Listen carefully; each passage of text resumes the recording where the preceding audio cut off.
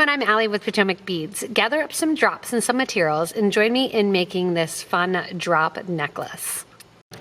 So the first thing that we need to do to get going is I have these 4 different strands of drops. I'm only going to do a necklace with 3 strands of drops and kind of play around with that, but I'm going to mix these 4 colors together.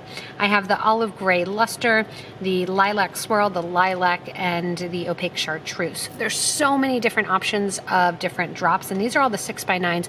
You can play up with the 4x6s, mixing the 6x9s, some long ones. You can even do this with daggers. If you want the drops to sit perfectly straight and to drop, you're going to need to put an 11/0 seed bead in between. I want them for this balloon necklace to have that kind of funky look of them being all mixed up as I'm going. Now I could do this with regular beading wire, but I'm going to do it with thread and needle, so that way it can kind of hang nicely and not have a really dense amount of thread on the exterior strands as I go in. So go ahead and cut apart all your drops. If you want to, you can keep them color arranged, or you can do like I am and kind of have fun mixing them all up. So I have 4 6-inch drops that I'm going to mix into 3 strands. So I have about 5 feet of 0.006 green wildfire beading thread on my needle, and about 5 feet of that, and then I have on a stop bead. This is a bead that eventually is going to come off your project, and I'm stringing through 2 times away from that kind of shorter end, the starter end, and you can see the thread exposed on the sides. The first thing I'm going to do is drop on that kind of bigger silver bead, a lantern bead, and let that kind of fall down. If your stop bead doesn't stop the lantern bead, don't worry about it. You can do a bigger bead or you can add the lantern bead after. Now I'm going to have fun kind of picking up these drops in a random collection. Remember, when you're thinking about this, you want to know how long you want them to be. I'm going to make all of my strands fit together so I have that nice kind of cluster, and they're all going to be the same length. I had 4 strands at 6 inches, so I know I have 24 inches to work with. So I'm going to do each strand about 7 inches long. So we're going to go ahead and start stringing. And you can use whatever colors you want as far as an order and have fun. I usually do what I called organized randomness, that I want to make sure I don't get the greens too close together or the purples, 2 of the same ones too close together, but really have fun just kind of picking them up at random. This is a great thing for kids to do. If you are doing this with kids, I would recommend using beading wire. So a beading cable, like 49 strand beading wire in the 0.018 will work nicely with this as well here too. Again, the ending would be a little bit differently. You're going to be ending and stringing on multiple strands. But I'm going to go ahead and go add these 7 inches. Again, if you do want the drops to hang down as drops, you're going to want to put an 11/0 seed bead, or a 15/0 even would work, between each one of your beads. After I have some strung, kind of hold up here, you can see in the big picture here, or in the small picture in the corner, I'm going to let them all drop down on my thread and needle. All drop down right to the base. And you can see that fun kind of color mix already happening right against that metal bead. I'm going to continue building and adding on. Once you've got about 7.5 inches strung or so, if you wanted to use exactly, you can always count all your drops and divide those by 3. And I'm going to put on another one of my lantern beads here. Let that drop down next to my drops here. And then we're going to start picking up some of our rondelles. So unlike traditional kind of bead stringing where you're using beading cable or beading wire, we are actually going to be using the thread. So it's kind of nice because it's a different feel and a different technique going through. Coming out for my design, I am going to put on a series of rondelles followed by those lantern beads. It's always a good idea too, when you are making a set like this, keep aside one of each of the beads that you have in order to make a pair of earrings if you want to do that. From here, after I have 3 of those on there, just to add a little bit of that silver look that I'm going for, I'm going to go in and start just stringing my rondelles. And I'm going to have about 3 inches of these, or about 2.5 inches rather, of these at the end here. And these luster ones look really nice and pretty, adding a little bit of shine. And when you look at the drops individually, it really is amazing the different canes of glass that you see. That's in there, that kind of those different strands and striations of those mixes of glass. Okay. So once you have a couple inches of that on, you'll be able to kind of hold up your necklace. If you hold it up to yourself, you can see whether or not it's going far enough in the back that you want it to go, or whether or not you need to go up a little further. I'm going to add a couple more beads on. And once you have those rondelles on and in place, we're going to get ready to do the clasp. So to do the clasp, I have a hook and eye clasp. Because it's pretty heavy, it's going to stay on with that hook and eye. And I have a wire guard. So on this side here, I am going to go ahead and add in my wire guard, going through that section of the wire guard,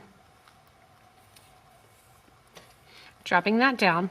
Put your side of your clasp into that wire guard. If you need to, you can sometimes, if it's not quite big enough, you can actually open that wire guard a little bit larger. It's a pretty soft metal. Grab your needle, go through that loop on this side as well as the wire guard, and come down. We'll have an opportunity as we come back and add in more of our strands to add a little bit of extra security by reinforcing that clasp. So now I'm going to take my thread and needle back down through all those rondelles and out, making sure again that your wire or that your thread stays inside that wire guard. Coming down then, I'm going to go back through that whole kind of ending piece and out.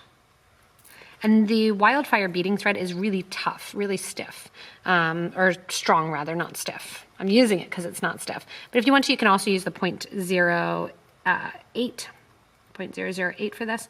All right, now when we get back to our drops, here's where we are literally going to come out right after that nice kind of silver and Bali style lantern bead.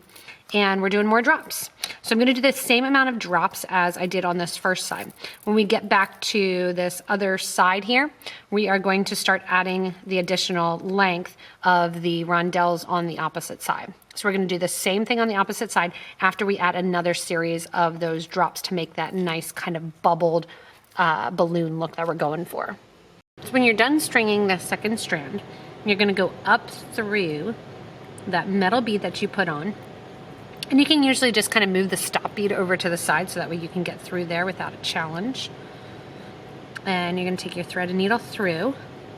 When you take your thread and needle through the bead, I'm going to give a nice little tight yank.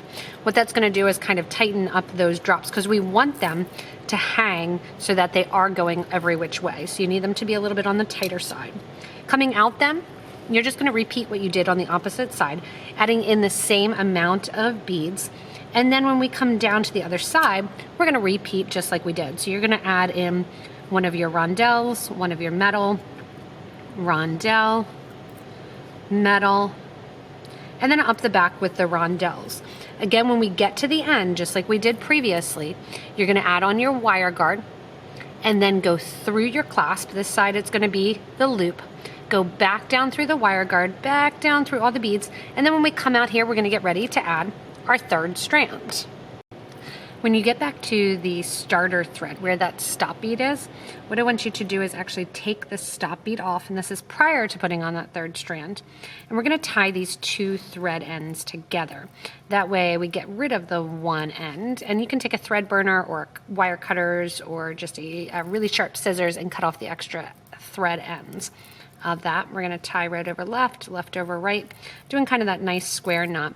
Because we are using the beading thread versus the wire, it's going to kind of hold up really nicely and sit really nicely for you without having that stiff feeling that you might get from an actual cable wire. So coming through here then, after we have a series of knots done, we're going to do one more reinforcement.